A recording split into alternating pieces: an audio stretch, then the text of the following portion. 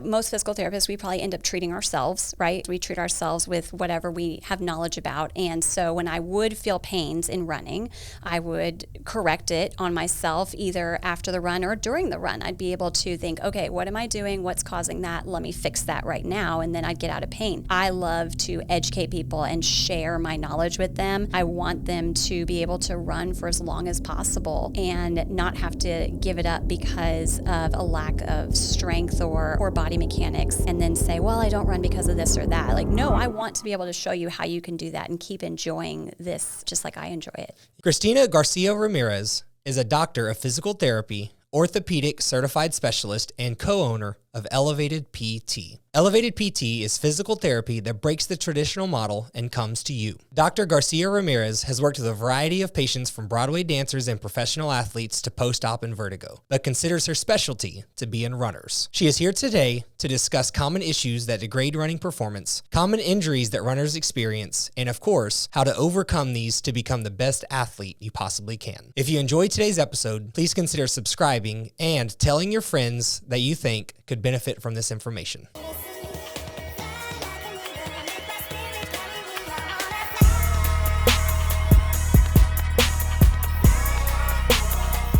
Welcome to Only the Greatest Podcast. If you're feeling stuck and unsure what to do next in your fitness journey, we might be what you're looking for. My name is Philip. I own and operate OTG Fitness, which is a private personal training gym on the south side of Houston in Webster. I do this podcast every week with my best friend, Daryl. We've been friends since third grade and working out together ever since.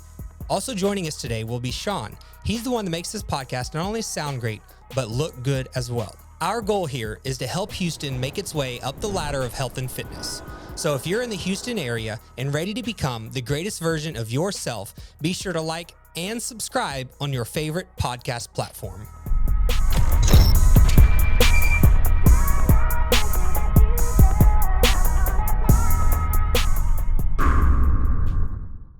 The one and only Dr. Christina Garcia-Ramirez. Did I get that right? You did. Okay, awesome. Well, thank you so much for being here. Really appreciate your time. Thank you for having me. Yeah, for sure. I'm excited to learn today, learn something new. Hopefully people listening can learn something new as well.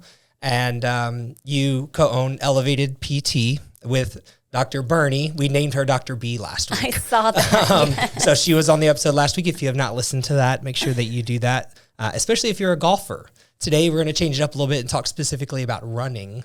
And before we do that, though, why don't you just, as far as yourself, what got you into physical therapy and especially helping runners primarily? Sure. So I got into physical therapy a little bit in a weird way compared to most people who get into physical therapy. Most physical therapists will tell you they went through an injury themselves, or they had a family member who, had an injury or went through some kind of neurological event, and they saw what physical therapists do, and it just inspired them, and they wanted to do it for their career, right? I originally wanted to be a pharmacist because I really loved chemistry. I thought that, balancing chemistry equations was fun, and I thought the idea of becoming a pharmacist like my grandfather was a great idea. Well, thankfully, a requirement of that is that you have to do observation hours, and I decided after observing that's not really what I want to do. I knew I wanted to be in the healthcare field. I knew I did not want to be an MD. Sure. Mm-hmm. I did not want that work-life balance. I wanted better work-life balance. I knew I wanted to do something where I spent a lot of time getting to know my patients. I saw them go from point A of a lot of issues to all the way better. I wanted to not just know them as their condition, but on a personal level.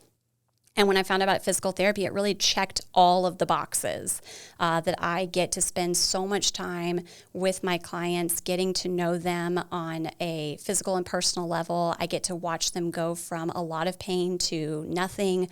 I become, more than just their therapist. I become a permanent person in their life. And that's really what I love about this profession. Yeah, same with us. And in personal training, it's very similar. I always, the analogy, I guess, that I use is, how like in movies and even in day-to-day life, people talk about, your barbers know everything about you, the people that do your hair. nothing compared to their trainers. Because you see your barber once a month, I see you 2 or 3 times a week. Right. And so yeah, we really get to know our clientele. My hair lady's definitely kind of like my therapist, though. Yeah, for sure. That's a very normal thing. I'm just like laying down. And I'm just like, so the life has just been crazy lately. So, well, my hair doesn't take very long to cut. So, but no, I get it. I tell people all the time. It's almost like we're physical therapists, we're counselors. Even though I remind people all the time, I am not I'm not educated in being your psychiatrist, right, or your psychologist. It's funny. I find myself saying that all the time. Like, let me just preface with this. And then I'll say, in my experience with the clients that I've worked with, those kinds of things. Well, how'd you get working with runners specifically? Sure. So my history of being active, I grew up as a gymnast, a competitive gymnast. I did that for 7 years. I then went into dance and did competitive dance, all types. You name a type of dance, I've done it. And then when I went into grad school, I'll be honest, I started running because I wanted to fit into my wedding dress. Okay. Y'all have our reasons. And, And I did it just as a way to, stay in shape at first. And then I started using it at the gym. And there was a gym that had a cardio cinema room where there was all kinds of cardio equipment in the room. And then they'd just have a huge screen at the front where they'd play like action movies, right? And so I'd go there on the Saturdays and I'd start running. And before I knew it, I was like, wait, I've been running for 2 hours. I didn't Maybe I have a knack it. for this thing. Yeah. And so when I saw that I could run at least 8 miles, I was like, well, I could do a half marathon. And then I just kind of built up from there. I was telling you earlier that I also, in my early 20s, lived in New York City.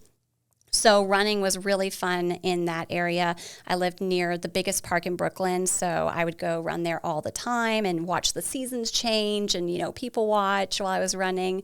And then I'd go run throughout the city, and it was a great way to see the city. So that's kind of what kept me in running and motivated to keep doing it. And then you just get addicted to it, right? Right, yep. You get that runner's high for the first time, and you're just chasing it ever since after that. And for me, I did take a 5-year break recently. I had my 2 sons, my first one in 2019 and second one in 2022.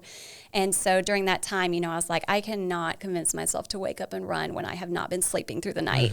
I understand that, yeah. But not the kids part, right, but the not wanting to run part. Yeah. Right. So finally got back into it this past fall because I wanted to run the Houston half in this past January.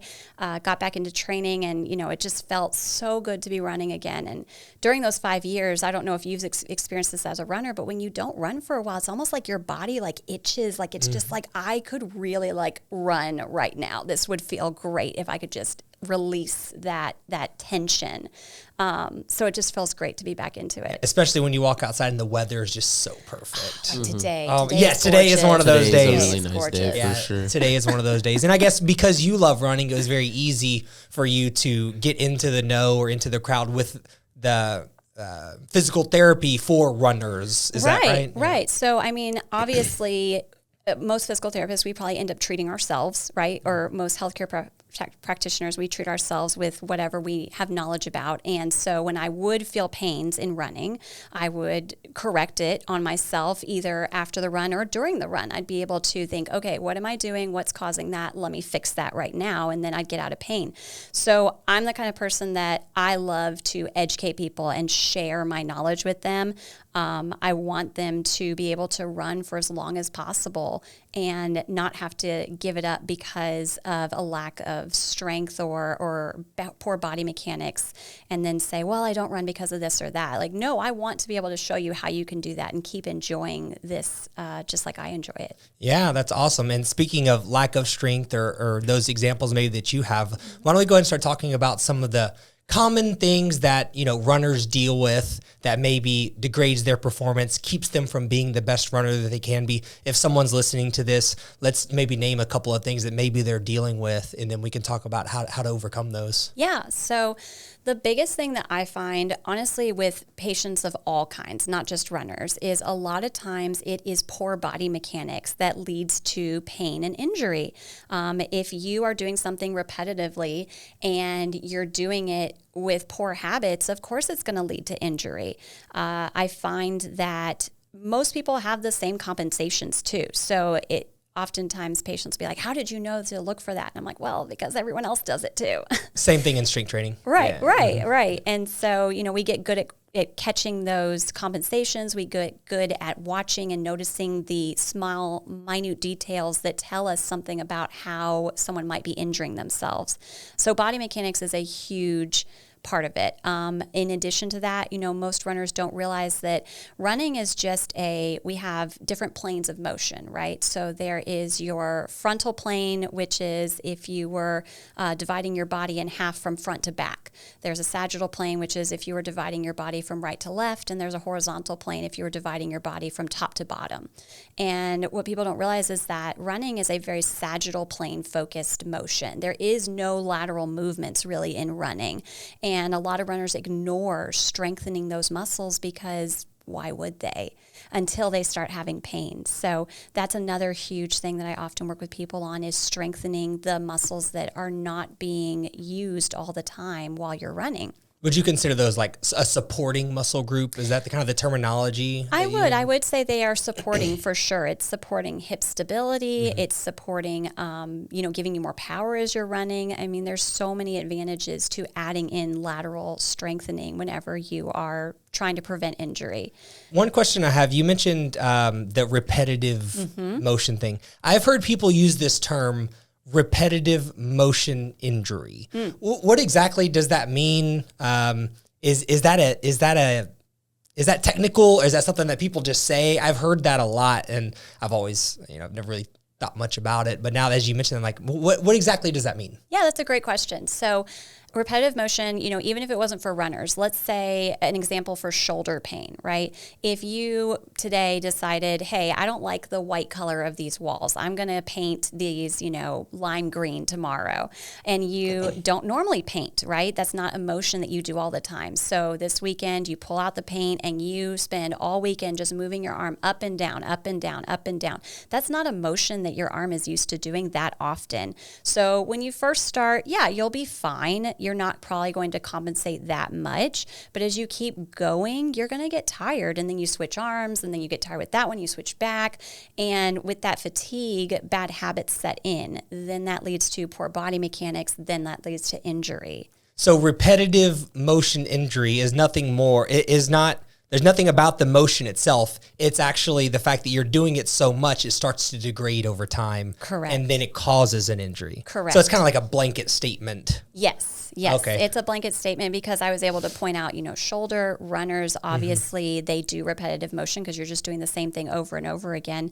And so again, as they fatigue, if they're not built up endurance-wise to go that far or to go for that long, then they're going to start to have poor body mechanics. Yeah. And you mentioned, so before we got into that, we were talking about the lack of lateral strength. What are some things that someone can do if they're not doing it? They're like, maybe that's me. Like, what can I do to start incorporating something like that? Yeah. So obviously, first thing I always suggest that people do is get evaluated by a neuromuscular expert because they're going to be able to tell you what you are lacking in, right? You may think that you're lacking in the lateral strength, but that's so many muscles that we're talking about. We're not just talking about hip. We're talking all the way down to the ankle, what your lateral muscles are, right?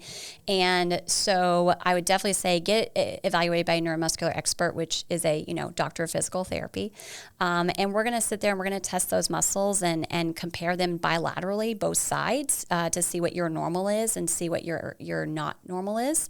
And that's going to give us a better idea of what muscles we need to work on. And then we're going to give you exercises that are going to isolate those muscles. So people will often tell me, oh, well, I go to the gym and I do, all these big workouts like squatting or lunges, for example.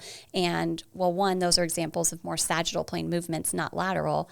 But two, when they tell me that, I say, well, you're using a lot of muscles to do that at the same time. So you can't really work on isolating the one muscle group that I need you to isolate.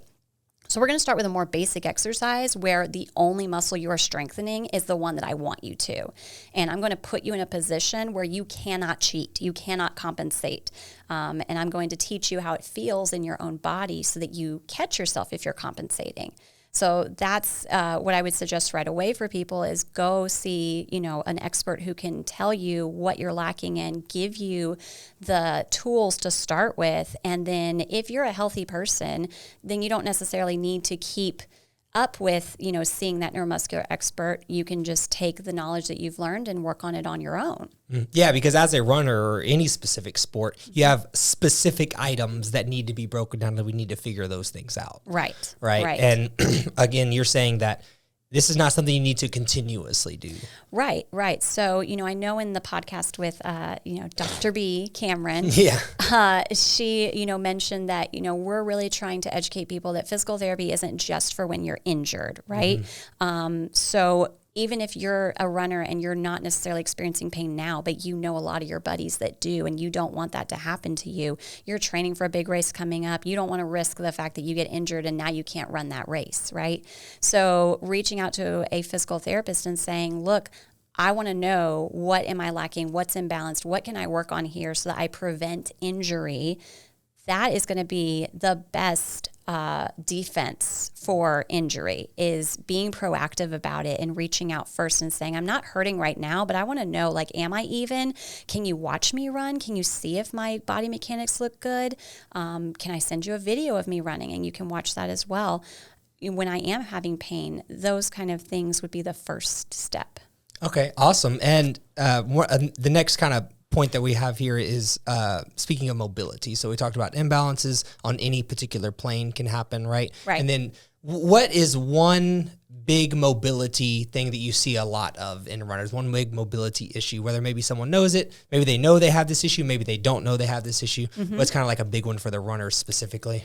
I would say probably ankle mobility. Okay. If you are lacking ankle mobility, then when you are trying to translate over your leg to then push off properly, you're going to lack range of motion in your ankle as you need to be dorsiflexing. So dorsiflexing being you're pulling your toes up towards your nose, or when you're running, you've landed on that foot, you're translating over, moving forward on that leg, and you have to dorsiflex to do that. If you're lacking that, you're going to pick that foot up faster, you're going to land on the other leg harder, so you're going to start having issues on the other side from that hard landing and repeatedly trying to get off of the leg that doesn't have the mobility in the ankle.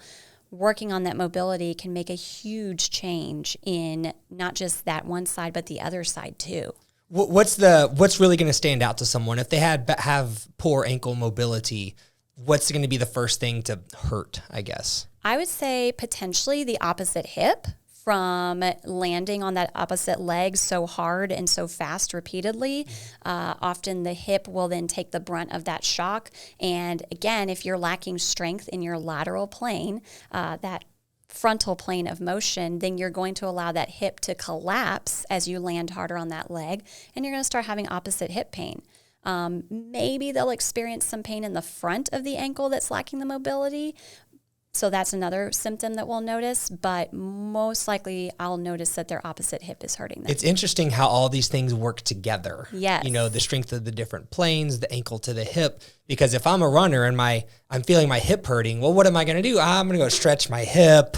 You know what I mean? I might do like some glute stretches, right? Because it's right there. Right. But who would have known it was actually my ankle? Totally. It kind of reminds me of like what Dr. B back Mobility B. Original Dr. B. So we have a Dr. B as well. Yeah. He was talking about the, what was he saying? He calls it the victim and the culprit. Victim and So, culprit. So yeah, you would never have you heard of that? No, but I was listening to a few of your podcasts. I was going to say I did listen to to Dr. Katie Van Wagen and her podcast, and she talked about how with well, now I'm forgetting what I was going to say, but that's okay. What we were originally speaking about is Dr. Matthew Brackney, who works out in the Kingwood area, actually, and I've known Dr. Brackney for maybe 4 or 5 years now, and he was one of the first people to really get this connection in my head, and he calls it the victim and the culprit. He said, just because something's the victim doesn't mean it's the culprit. Oh, okay. They're often two different things that you would never suspect are together. So that's where the eye of a professional comes into play. Yes. Because something's the victim doesn't mean that it's the culprit causing the problem. Totally. And I remember what I was going to say about Dr. Van Wagen. So she said that she really enjoys the part of her job where she gets to play detective and figure out what's going on. So, as a physical therapist, I'm going to do a thorough evaluation for any of my new clients and make sure that, I'm figuring out what's really the root cause here. And that is really fun. That's the fun part sometimes is you're figuring out, okay, so you tell me that it hurts when you run. Okay, do you know exactly what part of the run? Is it when you land on that leg, when you really are on top of that leg, when that leg's behind you? Do you notice if it's a different surface? Do you notice if it's after you've run for so long? There's a million questions that I ask to really narrow down to what's really going on here and what's really the culprit, not the victim, right? I also explain to people that with nerve issues, okay, let's say a runner's experiencing sciatica pain, right? Which for any listeners, sciatica pain is when you're having pain down the back of your leg, not down the side, not down the front, but the back of your leg. And so if they're experiencing that, I tell them the further your pain is away from your back or from your glute, which is where probably the culprit is, the further that pain is away, that actually shows that your nerve is being compressed even more. That's kind of the way of your body sending off alarm bells and saying there's something going on here. The further the pain is away from the root cause, that's actually the worse your body is going through inflammation and trying to heal and deal with this pain. So people will notice as we work with them that, it's still going down my leg a little bit, but it's only going to my knee. Okay, now it's only going to the mid-thigh. Now it's only going to my glute. That's actually a good sign. The closer we can get that victim to that culprit, it means that we're getting closer to the root cause. Yeah, and I would imagine that whenever you're viewing someone, it's like a little game in your head that you're trying to figure all this out. Maybe you're taking notes and hey, go do this thing and then go do that thing. I just want to see this, I want to see that.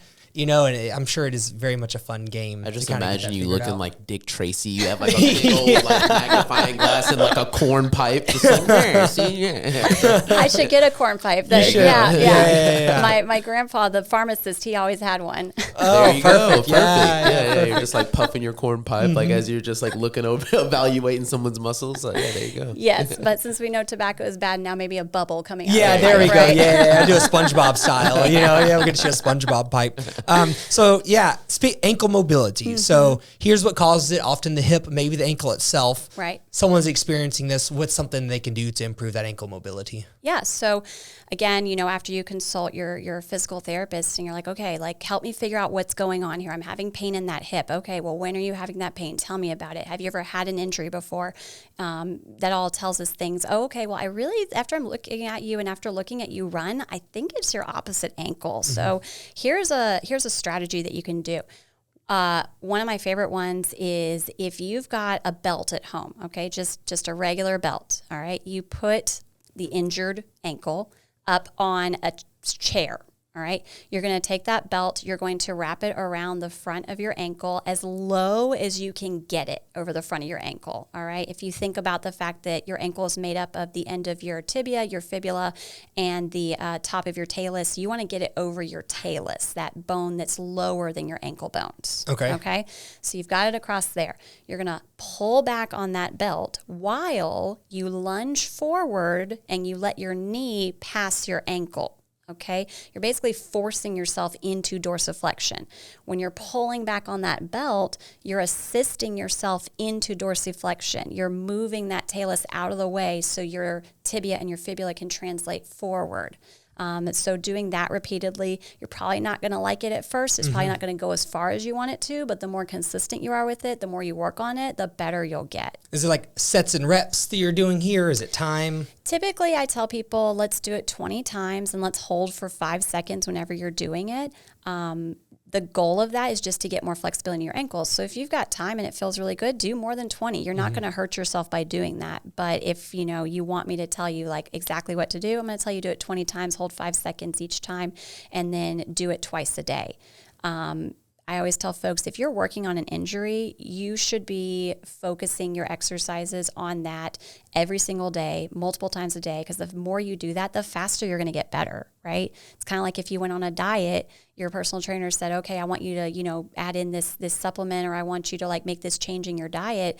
If you only did that one day a week, you're not going to notice results. Yeah, that in the gym, we preach, our motto is frequency over duration. There you go. Right. Yes. So build that habit, do it regularly, you Right. know, and then you can also add time as you go. Right? So Right. get the frequency up, do it often, and then you can add time as well. Right. And then once you build up that mobility, you won't need to do that belt exercise anymore. You could start doing a mobile movement, almost like a yoga flow of sorts, where you just move through it every single morning and make sure that all your joints are nice and flexible and mobile, including your ankle. I've always heard of the ankle test. You put your toe against the wall. If your knee can touch without your heel elevating, then that's pretty good. How do you feel about that? Yeah, I mean, I think that that's a good test for soleus flexibility. I don't know if it's, a good test for ankle mobility. I know that Cameron mentioned that she doesn't necessarily apply the same program to everybody. She doesn't necessarily apply the same test to everybody. So maybe you come to me and you say, I hurt while I run, and then you're able to do that, touch your knee to the wall, and you're like, but I still hurt while I run. What I'll tell people is there's always going to be normatives. Like normally people have this much range in their ankle. You should have 10 degrees of dorsiflexion. But I've met plenty of people that their normal is like 20 degrees of dorsiflexion, which is why we check both sides to say, okay, well, what's your good side? What's your good side be able to do? Because I want you to get as close to that as possible, irregardless of what normal tests say. Mm-hmm. Yeah, so if you're lacking ankle mobility, this is a big one that's going to stand out to a lot of runners. Right. That hip pain and things like that. Right. Something else that you mentioned was posture. Mm-hmm. So we're talking about like day-to-day posture only while you're running, posture only when you get tired, combination of all of them. Like when you say posture, like what all falls under there? Sure. So with running, I think the biggest things that I notice with posture is that a lot of runners tend to run with their chest up. Okay. Running really upright, which can lead to a lot of compression on their spine. It can lead to a lack of engagement of their glutes. It can lead to either overstretching their front leg or understretching it whenever they're reaching forward for that heel strike phase or midfoot stance.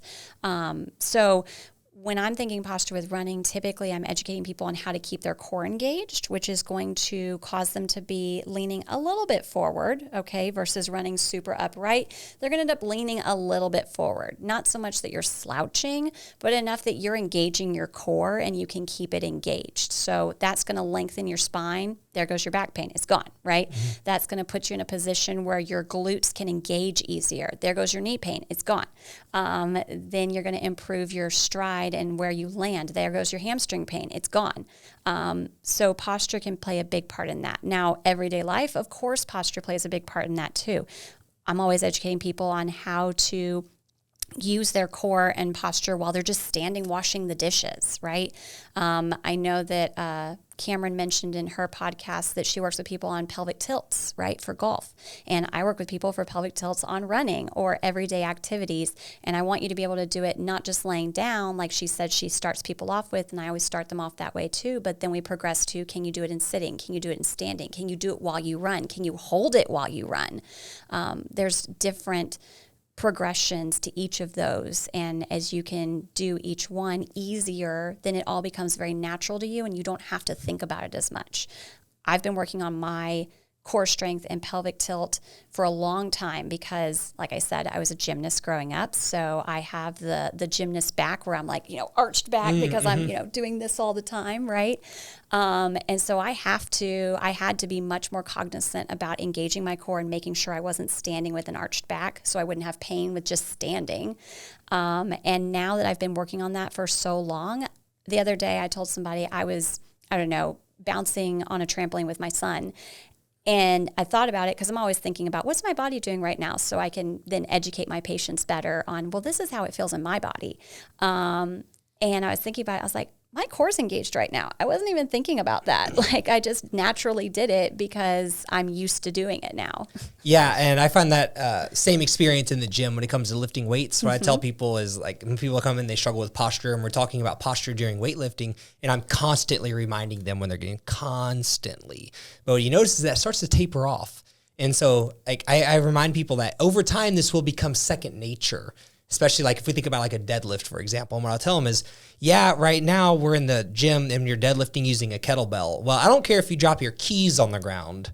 If you bend over to pick up those keys, I want you hips back, chest up, I want you thinking about those things. Yes. No matter what you're picking up, it should be part of your daily routine. Have you seen those funny videos where the guy's making fun of like if we all did it exactly how our personal trainer or physical therapist would like us to, and he's like taking the dishes out of the dishwasher, and he's like super straight back and like squatting perfectly. Like butt out. And I tell people, of course when we're practicing, I'm going to make you do things that big so that your brain and muscles can connect to each other better, and then you can get your muscles to turn on easier. But when you're doing it in everyday life, it does not need to be that big. Right. We're just making it big so you learn how to do it. So it becomes normal. Exactly. Yeah. And you said during running, it's not necessarily about having a huge chest. You don't want to be slouched over either. Right. It's kind of somewhere in the middle. Yes. And a slight tilt forward. Exactly. Yeah, Sean and Johnny over at Powerhouse actually taught me that as well. Nice. Whenever you get started with them, you go through a running mechanics analysis, and they pull out the cameras and stuff, and you draw the lines, and that's something that I was doing. I was very vertical, and Sean made me do this drill. You can tell me what you think about this, where you kind of exaggerate leaning forward, and he would make me run as fast as I can and shuffle my feet. Okay. And it said it helps with heel striking, but also helps with posture to where you get a little tilt forward. He's like, you want to tilt forward a little bit, and then it's almost like you're shuffling your feet as fast as you can, and with a flat foot, and like this kind of thing. Yeah, and it was very helpful for that. And the other thing that I noticed after doing that a lot is it really helped my cadence. Oh, okay. I always had a really hard time getting a high cadence, but then whenever I had that slight tilt forward, so if you're listening to this and you struggle with cadence, that's something that helped me. And I'm not a professional runner. Right. I ran my first marathon recently. Didn't go that great, but I do enjoy running. I consider myself a runner. Yeah. And I can tell you that the slight tilt forward not only made me feel better, like my knees, my knee pain, but it also helps with my cadence, getting me to that 180 number that, that people strive for. So I bet the reason that helped, because I'm like always, when people bring up exercises, I'm like analyzing, okay, what would that help? What would that help, right? Of course, the forward lean is going to get you to engage your core more, and you're going to be in a better posture. The shuffling, I bet, got you to engage your glutes and your hamstrings more. And, a lot of current running coaches, physical therapists are telling people that you really need to be using those larger muscle groups, the posterior chain rather than the anterior chain. Anterior being like your quads, your anterior tibs, your hip flexors, posterior being your glutes, your hamstrings, your calves. You need to be using that to propel you forward versus trying to push off with your anterior chain. And like you said, your cadence gets faster because you've got larger muscles powering you at that point. Interesting, yep. If you watch someone run like Usain Bolt, you'll notice that for someone who knows how to analyze the running and see like which muscles are being engaged, you notice that when he engages his muscles, he's engaging his glutes to run versus pushing off with his quads, which I think gives him a huge advantage. And again, body mechanics, right? He's using the proper body mechanics to make his run more efficient than his competitors. Yeah, and that's my next question was, mechanics. When you say mechanics, is there a definition of body mechanics? Like, what exactly does that mean? I know it's like how your body is moving, right? And then you use the word efficiencies. So my definition, I guess, as I'm just thinking about it, because I'm always constantly talking to clients in the gym about this as well, where this comes up for me, where we use this in the gym in a personal training setting, is say someone says that they don't feel a particular muscle working. Well, I assess the situation, look at the form, look at the mechanics. If the mechanics are correct, usually what I tell them is not to worry about it too much, because their body is moving the way that it's supposed to do as efficiently as possible, right? And just because they don't feel it in the perfect area, well, that's okay. The mind-muscle connection just kind of hasn't developed in that area yet. And so that's where I use that. And so that's how I think of body mechanics. And when you use the word efficient, kind of all came together. But how do you define body mechanics? What exactly does it mean? And when you say that body mechanics is something that is degrading performance, how can I fix that? And what exactly is going on there? Great. All good questions. So what a lot of people may not realize is that when you go into physical therapy school, taking physics 1 and 2 is required. So you have to take a lot of physics. And I don't think a lot of people think of physical therapists as being experts in the way that physics affects the body. So when I'm talking about body mechanics, I'm usually talking about how is the physics affecting your body? Like the way that you're angling your body, the way that you are putting yourself into a position to do that squat or to do that lunge or to do that powerlifting. Are you using your body in the most efficient way by considering your different levers, by considering what is your hinge point, by considering like where is the fulcrum? All of those things are going to play a part into your body mechanics. So knowing all that information, we then take it to real life situations. And with running, I say, again, we're going to have that slight lowered lean. I'm going to get you to use your posterior chain to push you forward versus or pull your legs behind you is how I usually describe it. I want you to pull your legs behind you, and that is what's propelling you forward versus pushing your legs behind you and using your anterior chain. This is a common way that a lot of people tend to run. So I'm usually correcting the same body mechanics. But when I have, the odd person that comes in and that's not working, they're not feeling it, I usually do try to break it down into the most basic form so that they can feel what it feels like. And I agree with you. It usually means that brain muscle connection isn't there yet. So I want them to feel that. If not now, I want them to feel that eventually so that when they're not with me, they can turn that muscle on, right?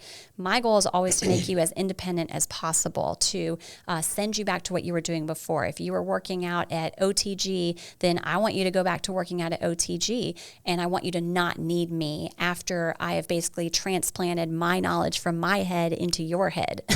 In your experience, about how long does that take for that mind to muscle? In bodybuilding and weightlifting, they call it the mind to muscle. In hypertrophy training, let me rephrase. In hypertrophy training, we often call it the mind-to-muscle connection, right? In your experience, how long does that take for someone to develop? I wish I could give you it's going to take this long, right? If you were asking me, how long is a bone going to take to heal? Oh, well, we know that bones take about 4 to 6 weeks to heal. We know that muscles take about 6 to 12 weeks to heal. I can tell you that. As far as mind-muscle connection, it is very dependent on the person. I would say that people who were athletes young, who are used to using their bodies and got used to using their bodies at a young age, they usually have a better mind-muscle connection versus someone who was more sedentary as a child. They never took the time to really feel how their body works, right? So my son, who's 5, we have him in tumbling classes, and we want to keep him in tumbling classes so he gets to throw his body around and figure out, like, what are the edges? How can I push this? What are my boundaries? What does it feel like when I go too far? All of that is going to build that mind-muscle connection. So one, the more compliant you are with your exercises, the quicker it's going to happen, right? 2, the more that you understand that you need to be paying attention and really, I usually tell people, I want you to be really specific. I'm forgetting what word I use, but I want you to be very specific and intentional. I want you to be intentional about how you do this. One of my favorite words. Yes. I mean, it makes a huge difference. Intentionality makes a huge difference in lots of things. Talking about your business, intention plays a part in that. So, for example, use it with nutrition. There you go. Yeah. You got to be intentional with nutrition. Yeah. I'm learning that right now. I understand. Yeah. So, for example, if we're working on, I tell people, we're working on posture, right? One of the things we'll work on is scapular squeezes, shoulder blade squeezes. And I'll tell them, this is a very simple exercise, so it's very easy to cheat at. So I need you to be really intentional about what you're doing, and I need you to try and feel this muscle right here. Sometimes I'll even have them put their hand on my own shoulder blade and be like, all right, do you feel me turning on that muscle? They're like, yeah, I feel that. That's where your muscle is, and that's where I want you to feel it. I think that visual aids can help with it. I have an app on my phone that I'll show patients, like, this is where the muscle is, these are the borders, this is where it starts, this is where the ends. So think, like, visualize as you're doing that exercise, visualize the muscle and where it is and how it's working. And for me, that helps me with that mind-muscle connection. I'm also a very visual learner. Mm-hmm. Yeah, everyone's a little different. Dang, I was really hoping for like a very specific answer. I know. But I do agree with you 100%. In my experience, same. People that have not been active, people that have been sedentary. And to be honest with you, at OTG, that's our primary customer base has not either. They've never worked out before, or it's been a very long time. So we're pretty used to it. And I've seen, former athletes pick it up as quickly as a week or two. And then I've seen other ones months and months and months before they really develop it. But I just always try to reiterate to them, hey, just because you don't feel it in your lat or in your rear delt or in, your chest or whatever, those muscles are still working because of physics. I love it when people tell me, they're like, I don't have a butt or I don't have abs. I'm like, okay, well, if you didn't, your organs would fall out of you right now. Like you do. I promise you do. Yeah, it's there. It's there. It might not be what you want it to be. Right. But it is there. Let's talk about, we talked about things that can cause injury, right, and degrade performance. But can we name maybe a couple of actual injuries maybe that you see a lot of, or maybe that someone listening to this is probably dealing with or could be dealing with or may deal with at some point in the future? Definitely. So it's, when you talk about injuries, it's always going to be different with niche populations, right? One of the injuries I'm going to talk about, patellofemoral pain syndrome, I found, it's very common in runners, but when I lived up in New York, I found that it was very common up there too, because people use stairs all the time, right? We don't use stairs as much down here, so I didn't see it as much down here. But with runners, I do see it a lot. So that's one common injury. Basically, patellofemoral pain syndrome is a fancy way of saying you're having pain in the front of your knee whenever you're running. Okay. Common signs of it where you're like, I think I have that, but I'm not sure. If you sit and sitting for a long time causes pain in the front of your knee, that's a classic sign of patellofemoral pain syndrome. We call it moviegoer sign because it's kind of like you're sitting in the movie theater for a long time and now your knee starts aching in the front. Other common issues that people have when they have that issue is going up and down stairs. They get pain in the front of their knee with going up and down the stairs, usually going down more than going up. Okay. So again, I ask a lot of questions during my evaluation, a lot of very specific questions. And sometimes people will be like, why do you need to know that? Like, Sure. I'll be like, tell me about your home. Are you 1-story, 2-story? Do you have a bathtub or do you have a shower? Do you have a bench in that shower? Do you have a pet? Do you walk the pet? Who's in charge of taking care of the pet? How many kids do you have? And they're like, why? Dang, what kind of appointment is this? Yeah, right? What's your blood type? Social security number? Sign this, please. Wait, Bank what? account? Like, no. So, I ask all those questions, but that really does help me to determine what's going on here. So those common signs help me to narrow that down. That's a common injury. Another common one we hear about with runners is obviously IT band syndrome, right? So that's going to be pain on the outside of your hip, pain on the outside of your knee. Common signs of that are if you're laying down in bed at night and you have pain on the side of your hip with laying on that side, that's a classic sign of IT band syndrome. If you have pain that's radiating down the side of your leg, the reason I said sciatica pain is down the back of your leg earlier is because often people come in and say, I have sciatic pain, and then they'll point, I'll be like, where is the pain? And they'll point down the side of their leg, and I'm like, okay, we're talking about IT band syndrome. So that's another common one.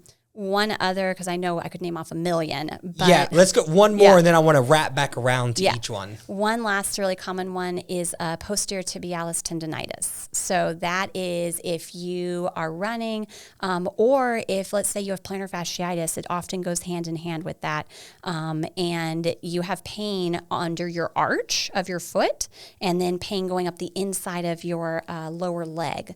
And so that's going to be your posterior tibialis tendinitis. Okay, let's wrap back to the front knee pain, patellofemoral syndrome. Yes. Right? If someone is experiencing this, well, before I say that, anytime I talk about injuries, two categories of injuries. Yes. You have it and you're trying to overcome it, or you're trying to prevent it. Gotcha. Okay, let's start with, I have that. What do I do? Understood. So I think my answer for any of these injuries that we're going to talk about what do I do, is always going to be call your physical therapist. Sure. Yes. I agree. Let me say I agree with that for sure. I would say definitely call your physical therapist, because we want to make sure that that's what's going on, so that you don't start trying exercises that might be actually making things worse. Sure. Right? Yes. So that would be the first step. But let's say you saw your physical therapist. What's the most common things I'm going to tell you to do? Well, we're going to start stretching your quads. You may, figure from the name that it's quadriceps that there are 4 quad muscles, right? Sure. Yeah. And so you've got your innermost one, your VMO, your outermost one, your vastus lateralis, and then you've got 2 in the middle that stack on top of each other.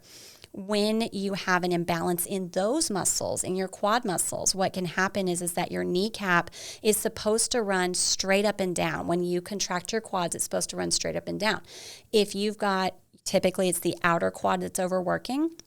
If you've got tightness in that one and you're overusing it, then your kneecap will actually start to pull to the side towards that muscle that's tight. Now, you've got a groove in your bones that patella, that kneecap is supposed to stay in. So if it's being pulled to the side, now it's rubbing against the side of that groove. Now you're having like popping and clicking and pain and stiffness. And so stretching those quads, definitely first thing that we'll do. I like to do it with you on your stomach, and you grab a belt, a sheet, a towel, wrap it around your ankle, and pull your heel towards your bottom as far as you can, okay? Now, you don't want to be aggressive with it. Any stretches, especially when you're in a lot of pain, you want to be gentle, all right? You also want to hold long enough in your stretches. If you are not holding for at least 30 seconds, research has showed you are making no lasting changes. So I know that's everybody, like they're like, I don't want to hold for that long. Yeah. I'm like, well, would you rather be doing it and it's not doing anything? Dr. Frank recommends 2 minutes. 2 minutes is something that Dr. Frank always tells us. Yeah, I think I listen to that. So I always start with at least 30 seconds. I typically tell people up to 90 seconds. But like what Dr. Frank said, I think he said that he's seeing in the research that he's read now, because obviously research improves every single year. We learn something new all the time. So he's seeing now that it's up to 2 minutes. So, at least 30 seconds. But I'd prefer that you hold it up to that 2 minutes. Yeah, 90 seconds to 2 minutes. Right. You mentioned the laying on the ground and pulling it over. Do you recommend that over the couch stretch, because you're not having the knee on the ground? Is that why? Or the couch stretch being like where your couch is behind you, I'm putting the top of my foot on the couch cushion, and I'm leaning back to stretch the quad. Understood. So I do like that one if you want to stay standing. If you wanted to do, like, let's say you see a lot of runners out at races, they just grab their foot and they pull it to their bottom and they're standing, right? The one thing that I have against that stretch, if you don't know better, is that a lot of people will keep their hip flexed while they do that. So their knee is actually forward of their hip whenever they're pulling that heel to their bottom, versus their knee being behind their hip as they're pulling that heel to their bottom. That's going to make a huge difference. If your knee is in front of your hip, you're not really stretching that quad that much or that hip flexor. You pull it behind, you're making a big change. So if I'm laying on my stomach, my knee should be off the ground. You would like it to be. Yeah. And sometimes I'll even tell people roll up a towel and place it under your knee. But some people can't tolerate that at first. If you're really tight, you might not be able to even tolerate that. So we start with flat and then we build up to that. Okay. But I do like the one that you said, because that would keep your leg behind you as long as you make sure that, like you said, you're kind of pushing into your hips and leaning into it. Yeah, I've always been taught big chest, lean back into that, try to touch your butt to your ankle, right, your heel kind of thing. Right. Okay. And now let's say I want to make sure I don't get this. Right. Like, is the prevention the same as the overcoming, which is good quad stretching, good quad mobility? Is that one? Yeah. So one other thing that I would do if you have it is because, like I said, usually it's the outer quad that's irritated, that's being overused. So usually I'll strengthen the inner quad. Okay. So an easy one you can do for that is a straight leg raise. All right. You're laying on your back. You've got your leg out straight. I would bend the opposite knee so you don't hurt your back, but your leg is out in front of you, your injured leg. You're going to turn your foot out. Okay. Toe pointed out. Toe pointed out. Opening the hip. Opening the hip. Squeeze your knees straight and then lift with your toes staying pointed out. You will work out your inner thigh so much more if you do it that way than if your toes are pointing straight up towards the ceiling. So that's another thing I would do if you have it. Okay, awesome. Now to prevent it, body mechanics. Most runners, like I said earlier, tend to overuse their quads and tend to overuse their lateral quads when they're running. So learning how to use your glutes while you're running, learning how to use your posterior chain while you're running is going to prevent that. But if you're not ready to, have someone analyze your running and you're just like, I just want to know what exercises to do to prevent it, doing bridges correctly, not doing them so that you lift so high that you arch your back, because that's going to lead to back pain, but doing it in a way where you keep your core engaged and you bridge up and you're really focusing on using those glutes. I tell people that kind of like if you have read a lot of literature, right? There's always a protagonist and an antagonist in a story, right? Or an agonist and an antagonist in a story. So your muscles are the same way. My quads, the opposite muscle to my quads is my hamstrings, but also my glutes. So if I'm having tightness in my quads, if I strengthen my glutes, that's going to reduce the tightness in my quads. Vice versa, if I'm having a strain in my hamstrings, strengthening my quads and my hip flexors are going to help my hamstring to relax. So strengthening the opposite muscle is always going to help relax the tension in a muscle. So lots of posterior. Lots of hamstrings, posterior. glutes. Yes. Calves. Do you include calves with that as well? Calves, yes. But I was telling a patient earlier today that depending on how you strengthen your calves, actually engaging your calves typically tends to get people to engage their quads more.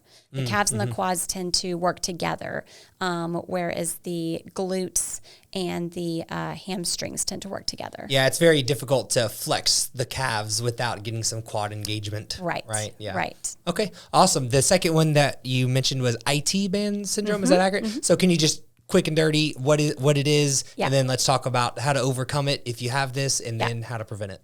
Sure. So IT band syndrome is usually caused by poor body mechanics, by, like I mentioned earlier, allowing that hip to collapse out whenever you put weight onto that leg.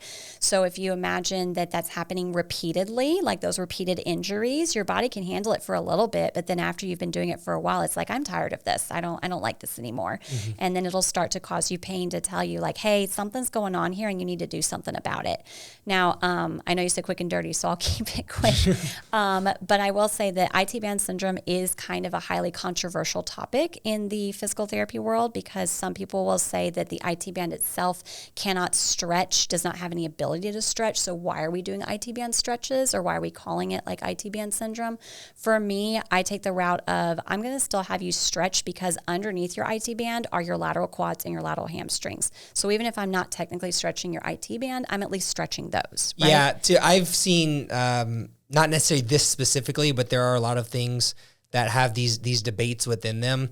And usually what happens is the two groups of people is, one is like, I'm all science all the way. Right. And then you have this other group of people who are probably you and me, who are like, yeah, I understand what you're saying, but I'm trying to make this digestible for the average person. Right. Is that kind of what you're... Totally. Like, sometimes we say things in layman's terms that if you were talking to a scientist, they'd be like, that's not true. Yeah, that's layman's not how terms. It works. Yeah, that's a great And term. it's like, well, I understand that that's not how it works, but that's how they'll understand it. Or even clinical experience. Physical therapists try to use science, but also clinical experience. Look, you may have told me in class that this is the way that reality is, but in the real world, this is how it is. And so I'm going to do what helps my patient. Yeah. What are you going to, do you want me to confuse people, or do you want me to help them? Like which is it? Right.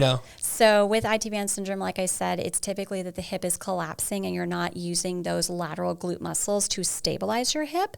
So I'll tell people a way to test if you're strong is like stand on one leg, and if you can keep your hip underneath you without it kind of poking out like you're giving someone attitude, then that's you're strong. But how long can you do that for, right, without letting your hip collapse? If you do that and immediately your hip collapses, like, yeah, you've got no strength there.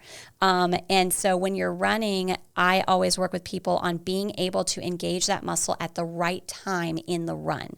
So body mechanics, also you have to be able to coordinate the muscles at the right time during the activity, right? I'm not going to have you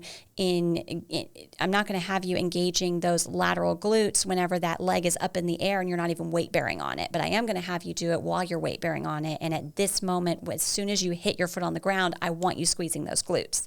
So the coordination of when you use those muscles is really important too. Is that something that you can specifically practice, or you recommend practicing that? Do you have like a drill for that? It is. We have several drills to practice it. So I'll obviously, do an evaluation. I'll work with someone. I'll see what's going on. I'll see how they're responding, what they understand, what they don't understand. And then I'll come up with a drill for them and say, I want you to do this drill before you do that activity every time. Or let's say you're running and you start to notice like it's hurting and I can't get it to stop. Stop your running. Do the drill, remind your brain what you're supposed to be doing, and then start up again. Can you give me an example of one of those drills? Yeah. So a really common one would be what we call an incline knee drive at the wall. So you are basically lunging in front of the wall with one... Facing the wall or away from the wall? Facing the wall. Okay. So you've got your front leg bent, your front knee bent, and you've got your back leg straight, all right? Okay. And you've got your hands on the wall in front of you, okay? Got it. The front leg is the one you are exercising, okay? So keep that in mind. All right. You're going to squeeze your glute, advance your hip up and over your knee, then keep advancing it past your knee. And then you will go ahead and drive the back leg forward. So instead of you start off your front knee's bent and then you just straighten your front knee in order to get your hip to go past. Mm-hmm. You want to squeeze your glute and be pushing yourself forward from your glute versus straightening your knee to do that. Yeah, so you're pulling the glute forward. Correct. Versus just coming up. Correct. Basically. Correct. Yeah. So it's kind of hard to describe unless like you see it visually. I think I have it. Yeah. I think I have it under control. So I'm against the wall. I'm facing the wall. Hands on the wall. Mm-hmm. My back leg straight. Mm-hmm. Front leg bent. Right. And I'm trying to engage my glutes. Like you can hear to my voice, right? I'm like, because I'm sitting here. Engage my glutes. Bring them forward. Right. Above the knee. Right. It's almost like doing like a single leg squat, like coming up out of that squat. Yep. Yes. I got you. Yes. And sets, reps. So I'll typically, again, like if we're just practicing for like getting your brain muscle connection, I'll say like, okay, go ahead and start with 20, right? Because like the more that you do, the more that your brain and your muscle are going to talk to each other. Mm-hmm. And it's not something that you have to hold. You just like do it, go back, do it, go back, do it, go back. 2 second concentric, eccentric kind of thing? Yeah. Okay, cool. So 2 seconds down, 2 seconds up, 20 repetitions. Right. Not necessarily focusing on the eccentric with that one, more just focusing on repeatedly doing it, and then it'll become habit. Gotcha. Right. But I know that Cameron talked about eccentric strength, and that's important too in running. Yes. Okay.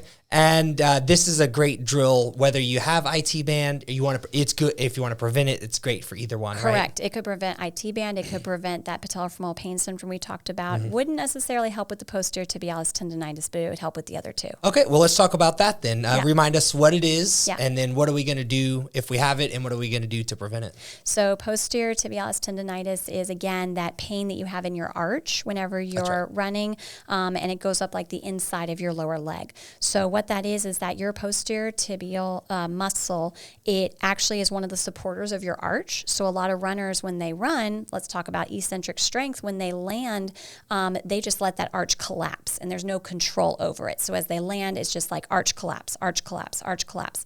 That muscle, after a while, gets tired of being stretched quickly every single time and there being no control over that.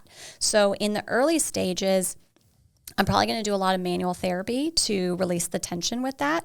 And then I'm going to strengthen the opposite muscles like we talked about. So your posterior tibialis is what we call an inverter of your ankle. So it points your toes in towards the other foot. So I'm going to work your everters, the ones that point your toes out away from your other foot. I'm also going to work on your lateral muscles on the whole outside of your leg to counterbalance the tightness on the inside of your leg. So again, oftentimes when I'm thinking about how to rehab something in the early stages, I'm going to strengthen the complete opposite muscle. Okay. Do you have an example of an exercise you'd use for that? Yeah. So if you have, let's say, like a TheraBand, right?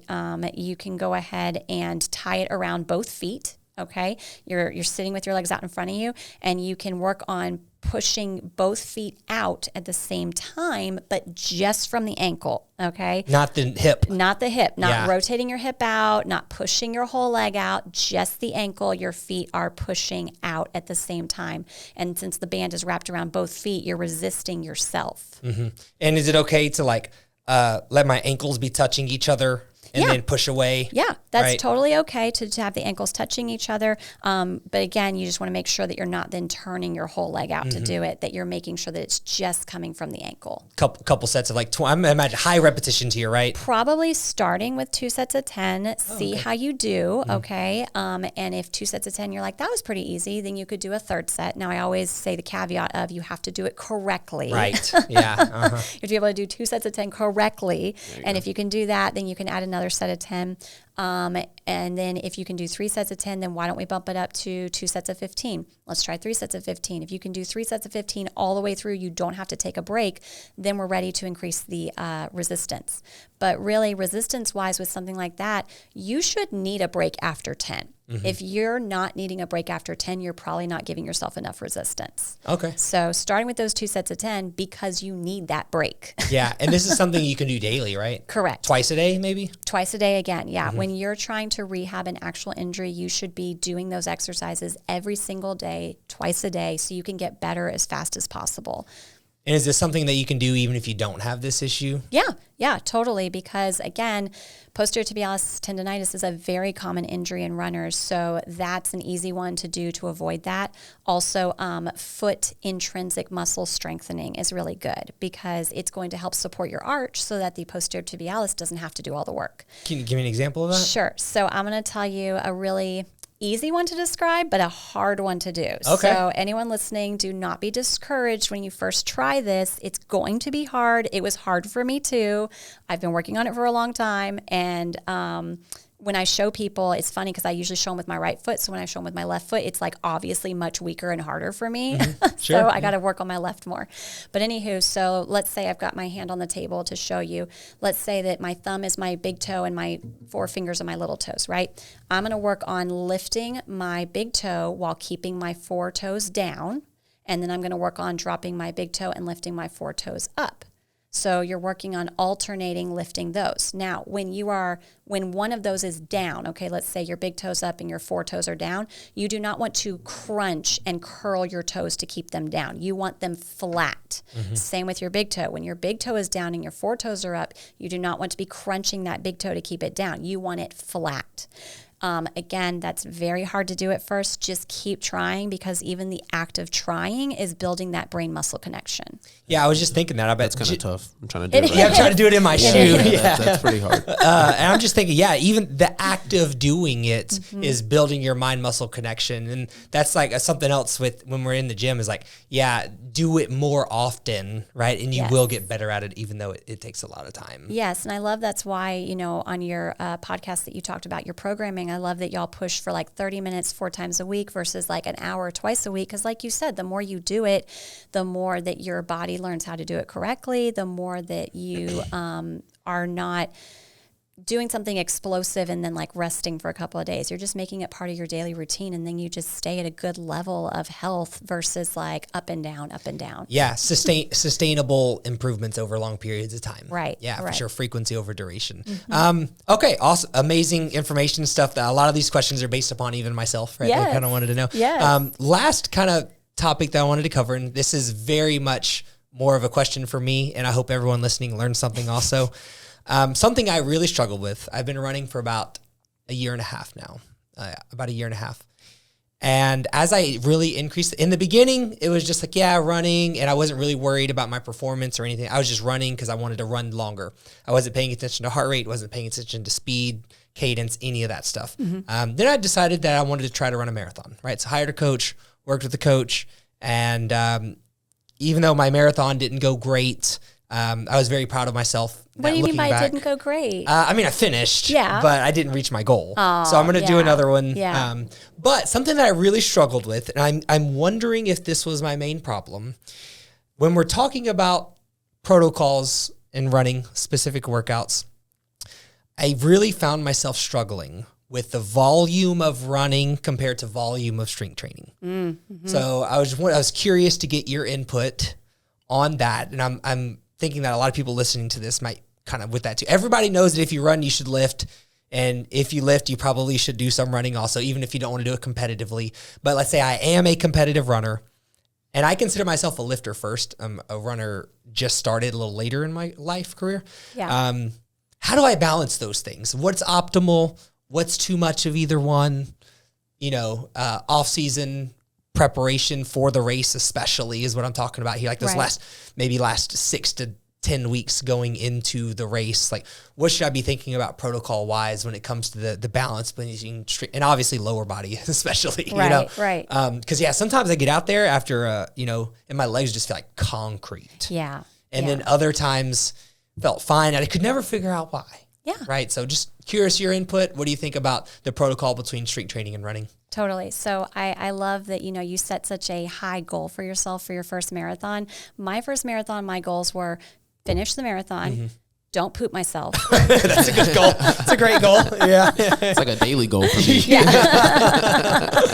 that's a good one. So I was like, I was like, as long as I make those two goals, I don't care how long it takes me. Okay. And I did. I met those Amazing. goals. So. Congratulations. But anywho, so as far as, for myself, I think that all of this is all very personal too, so anytime we give a generic answer, go ahead and try the generic, but if it doesn't work for you, then again, seek out a professional so they can really personalize it to you, right? But as far as, strengthening to running, I kind of would keep like a 50-50 ratio or even like a 2/3 strengthening, 1/3 running for myself personally. I was able to, anytime that I've done a training program for myself, I usually would either increase by half a mile or a mile in my longer run that week. And then I would usually have like a shorter run and then maybe an easy run in that week. So like 3 times is the most that I would run in a week for myself. And then I would strength train 2 to 3 times that week as well. When I did the most recent half, I probably strength trained 3 days a week and ran 2 days a week. Again, one of them was a long run, and that time I was increasing by a mile each week versus half a mile because I gave myself a little bit less time. But because I was strength training and also because I strength trained 5 days a week leading up to starting training for running, I noticed that, I was expecting to go out there and be like, my legs are concrete the first time I went out there and ran, right? But then I got back into it after 5 years of taking a break. But because I'd been so consistent about strength training, I was surprised that I told my husband, I said, I was able to run the first 3 miles with no issue. No issue at all, no pain, no stress, nothing. And I was surprised, but I knew it was because I had strength trained. My legs were ready to take on that challenge, right? Once I got past 3 miles was when I started being like, okay, now my legs are feeling it a little bit. Yeah. But, alternating and really cross training is so important. That's such a hot topic with runners. Not enough runners do it. My preferred cross training is, like you said, weightlifting, right? Because you want to strengthen, but you don't have to involve weights. You can do body weight strengthening. If you are doing an amazing job at contracting that muscle and isometrically contracting it as you're doing an exercise, you would be surprised at what a good workout you can get by doing the exercise correctly and really squeezing the muscle. And then, some people will throw in things like they'll do yoga once a week in addition to that to stay limber and mobile and make sure that they're moving through their joints properly. So I think that cross training in general is really good. It doesn't always have to be lifting. It could be swimming. It could be yoga. It could be cycling, but something, probably not cycling because cycling is going to stick in that sagittal plane again. You want something that moves in a different plane. Yeah, I think I may consider a little more body weight stuff next time. 'Cause here's what happened to me. I did really well through the first half marathon. Actually, I was like 5 minutes ahead of my schedule at half marathon. Nice. But at about mile, I think it was like 16, I caught a cramp in my right hamstring. And my right hamstring had been giving me some issues for the weeks leading up as well. A little bit, nothing serious. I did my long runs. I did my 22-mile training run, and it held up fine. But that day, I caught a little cramp in my right hamstring. I had to, pulled over, stretched it out or whatever. And I thought that I could get back on it, but it got to the point where, it was excruciatingly painful. And then the cramp went all the way down my entire right leg, even like my calf foot Yeah. at one point and, Yeah. and everything, you know? So is that something that you think is from maybe I was overdoing the strength training? Is it a programming issue? Did I just catch some bad luck? And I'm not asking you for exact answers. I'm just asking your opinion, you know? Yeah, just listening to subjectively what's going on, right? I love to chat with people about what's going on. You know, they'll say, oh, you're on vacation. Oh, you're off work. You don't want to talk about this. I'm like, I love talking about this. Same when it comes to fitness in general. Same. Yeah, I'm like, I would love to talk to you about this. I would love to, treat you, on my off hours because I just enjoy doing it. But, my first thoughts, if I start to notice pain in my calf, in my hamstring when I'm running, my first thing is I'm going to start really thinking about using my glute and trying to relax my hamstring as much as I can, because typically that's what I find is that it's that you're lacking that glute engagement and you're cheating with your hamstring because your glute isn't engaging. This is one of the reasons that one of my goals soon is to make a decision tree for runners and have it be a free handout of, hey, if you're noticing this, this is probably what you need to be thinking about fixing while you're running. And like I mentioned earlier, I've got so much knowledge up in this head that I have a little bit of an advantage when I'm a runner that I can correct it in the moment and not let it turn into my whole leg cramped, right? And so I want to take that knowledge and transplant it to you. So you in that moment, next marathon you're running, you can be like, okay, my hamstring's starting to hurt. Christina said that I need to engage my glute more. So let me, make those changes to the body mechanics for focus on it the next 5 to 10 minutes. And, oh, I feel better. Okay, now let's just keep going. So that's one thing is I like to help people learn how to troubleshoot in the moment. Now, as far as training goes, probably a lot of people are talking about, you said that cadence is really important to you. A lot of people are talking about how strengthening the hamstring quickness is really important these days. Okay. So one of my favorite exercises for that is you can either be laying on your stomach, probably laying on your stomach is the best way. And I'm laughing because I'm thinking about this one patient. He called this his sleepover exercise. Okay. He's like, I feel like a little girl just at a sleepover and I'm on my stomach kicking my feet. I think I know what you're talking about. Yeah. So now you've got an image in your head, right? So you're in your sleepover, pose, right? You're on your stomach, your knees are bent, you're going to be kicking your legs, but you're going to put a TheraBand at some place that you can be kicking that TheraBand. Okay, you can be hitting it so that you're strengthening your hamstrings, and you're going to do that as rapidly as you can for as long as you can, and then you're going to take a break, and then you're going to rest, and then you're going to do it again.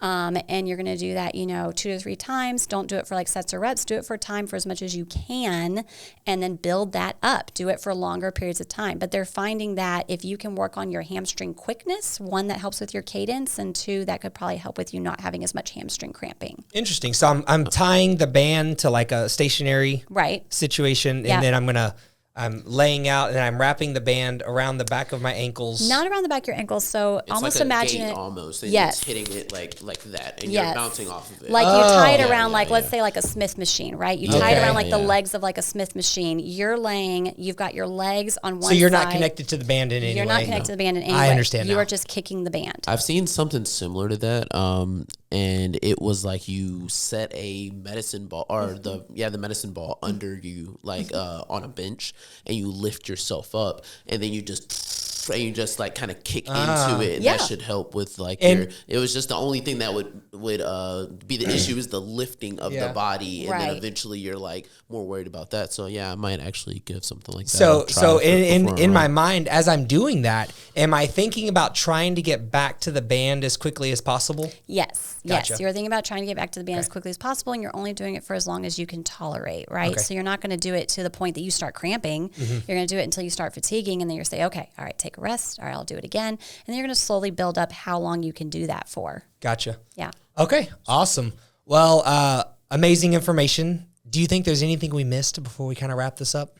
No, I think we covered a lot. I just think, like I said, I'd reiterate again, if you've got questions and you're thinking either I want to prevent injury or I've got an injury, instead of consulting Dr. Google. Yeah, sure. Yes. Let's call, a neuromuscular expert, like I said, a physical therapist. Let's talk to you about what's going on, and we can help you to be able to do the things that you need to do, such as, okay, I need you to go start working out with OTG, but these are the things I need you to consider while you're doing that squat. These are the things I need you to consider while you're doing that lunge. While you're running, I need you to consider these things. And then, of course, whenever you're with us, we'll do that hands-on therapy too to reduce any pain that you're having, get you better faster so you can get back to what you love. Yeah, and Elevated PT has a very unique business model where you actually go to them, where you go to your patient. So do you want to talk just real quick, a minute or two, kind of exactly what you guys do, how it works, and then we'll wrap up. Right. So Elevated PT, we describe ourselves as a mobile concierge performance training, physical therapy, and wellness practice. We say it that way because, like Cameron said, we want people to understand that you don't just need to come to us when you're injured. We can help you even before that to perform at your best level.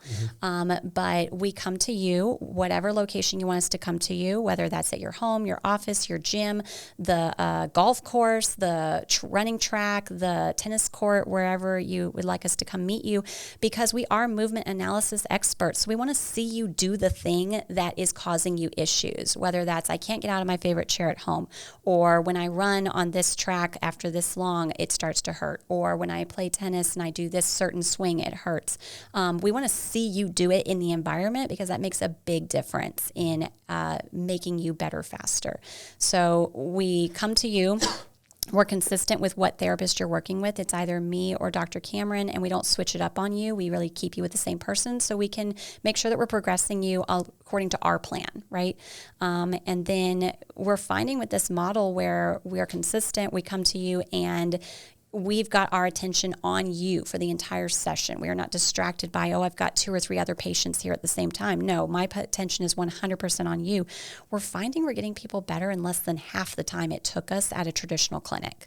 We're also finding that people are a lot more compliant with their exercises because we're coming to them, it's in their environment, and because we are mostly cash-based model, if you're paying for it, you're going to want to get a result out of it. I hear that all the time. Yeah, I hear that. As a trainer, as a personal trainer, we hear that all the time as well. Right. So, put your money where your mouth is, right? And, get the help that you need, get that high quality care, and you'll get better faster and get back to what you want to be doing. We also, in order to promote getting you better faster, we make ourselves available to you 24/7 for messaging, and we'll help you troubleshoot issues that you're having even on the weekend. So I love this new model. I love how quickly I'm getting people better. I love how I'm showing them what physical therapy really can do. And I love making relationships with other businesses like OTG and meeting other health and wellness professionals and saying, how can we work together? How can we make this Houston a better health and wellness place, right? Yeah, and you guys serve all of Houston area for the most part? We do. So our typical radius, as we say, we cover the 4 Bs. So we cover from the beach up to the Beltway, over to Brazoria County, and out to the Bay. However, we will visit you outside of that for a small gas fee. Just, gas is expensive. Sure.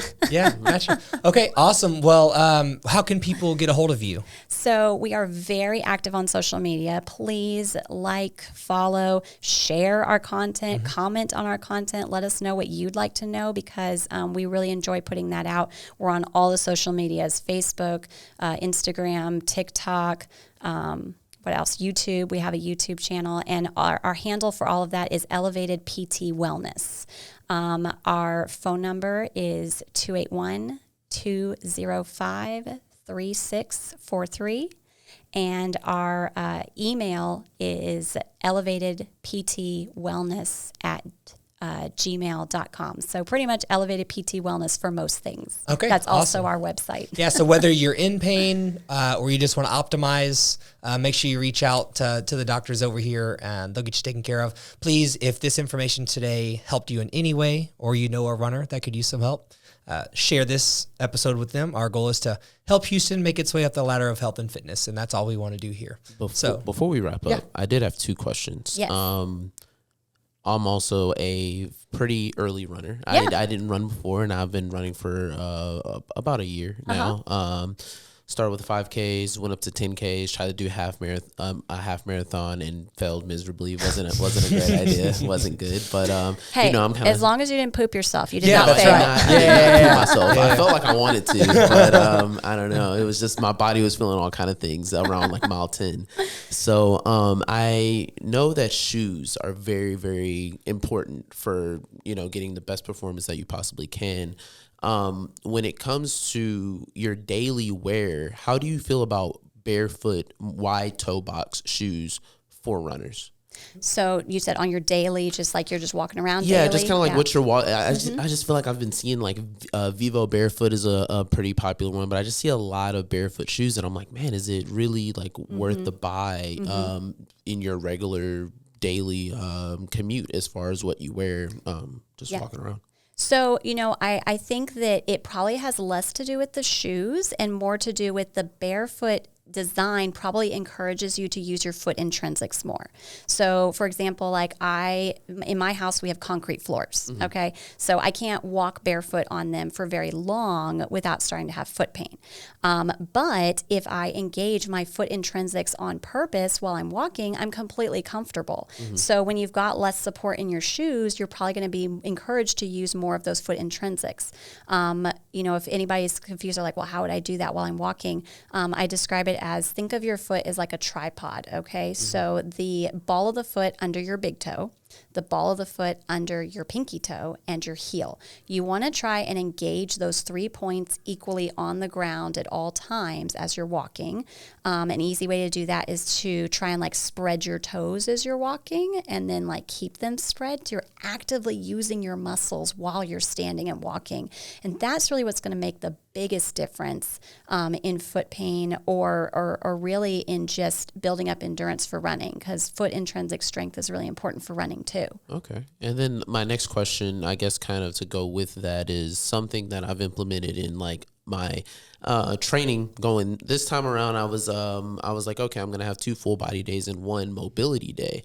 And on that mobility day, I really try my best to do the Bosu ball balance procedure technique or whatever, and I'll just do it for like a amount of time, and I'll just kind of like try to rock my ankle, you know, all across it, and you know, see how long I can stay up, and you know, do that for about 3 sets each side, and then go on to the next thing. Do you think that can be helpful for runners? Definitely. I mean, I think that you're definitely challenging yourself for sure. Like standing on a Bosu single leg balance is hard enough, and then when you're trying to also rock in all the directions and like control that, that's really hard. So good on you for being able to do that. Thank you. That's great strengthening for your whole leg. You know, it's strengthening for your ankle, but while you're doing that, so that you don't fall over, you have to be engaged in your hip, you have to be engaged in your knee, you have to be using all of your muscles in your legs so you don't fall over while you're doing something like that. So I do think that's really good. I think single leg workouts are good for any athlete of any sport, or even just someone who's like, I just don't want to fall over, you know, I don't want to fall over and hurt myself. I think single leg balance things are really important. And like I said, what you've been doing is like the upper echelon of challenging. Dang. So good job. Well, yeah, I've been watching a lot of just YouTube videos about marathon training, marathon running. Super interesting stuff. Like the amount of mileage that people put in weekly, the amount of work that it takes, you know, leading up to it, not even just on the day, but like, you know, all the strength training, cross training, figuring out what works for people and what doesn't. And I think I seen someone's video where they did like Bosu ball training, and I was just like, man, I'll give that a try. And the first time I did it, I think I was on it for like a second. I'm like falling over. And so every mobility day I try to do it, even in between like edits, I'll try to like crank one out. And I'm like, oh man, it's getting better, getting stronger. And I do feel that was like a failing point in my runs previously. Like I would feel a lot of pain afterwards in my ankle especially, and so trying to work on the mobility there, and hamstrings was a problem too, and I try to do a lot of hamstring work on my leg days in general, and that's just, I feel like it's made my times better and stuff like that. It's less my legs failing me, more my VO2 max, and probably cardio. Totally. So I know earlier we kind of talked about like how some exercises like tend to use like a lot of muscles at the same time, and so you're not necessarily isolating a muscle. If like you went to me and I was like, okay, you're having problems with this one muscle, so we need to work on that. An exercise like that wouldn't be to isolate that muscle. That's kind of a whole leg workout, right? Okay. So if someone came to me, like I'd probably progress them towards something like that where they're doing a whole leg thing. But I would start them off with something super, super basic to really focus on just one muscle and make sure that their brain knows how to turn on that one muscle without turning on all the other muscles too. Okay. Now, you mentioned hamstring was a problem, and I know you mentioned hamstring was a problem. So one other thing that y'all could work on besides the quickness of like the hamstring strengthening is the hamstring eccentrics, right? So Cameron talked about that in her podcast. The eccentrics are really important. And a lot of runners or like soccer players get injured in the hamstring because as they're advancing their leg, if they're not controlling how quickly that leg is advancing, then that leg is repeatedly getting like stretched every single time. And muscles don't like to be stretched quickly, ever. And so, you know, kind of think of it like if you accidentally ended up in the splits, your legs are not going to be happy with you. Sure, yeah. And so they don't like to be stretched quickly over and over and over again. So working on the eccentric strength of your hamstrings is really important so that you can control how quickly that's happening, and then you won't end up with as many hamstring injuries. Okay. Sounds perfect. Sweet. Yeah. Yeah, really appreciate your time. And guys, if you do all these things you talked about, one day you'll be able to do all the same exercises as Sean. Oh, no. All right, guys, we'll see y'all next time. All right, see y'all later. Bye. Thank Thank you.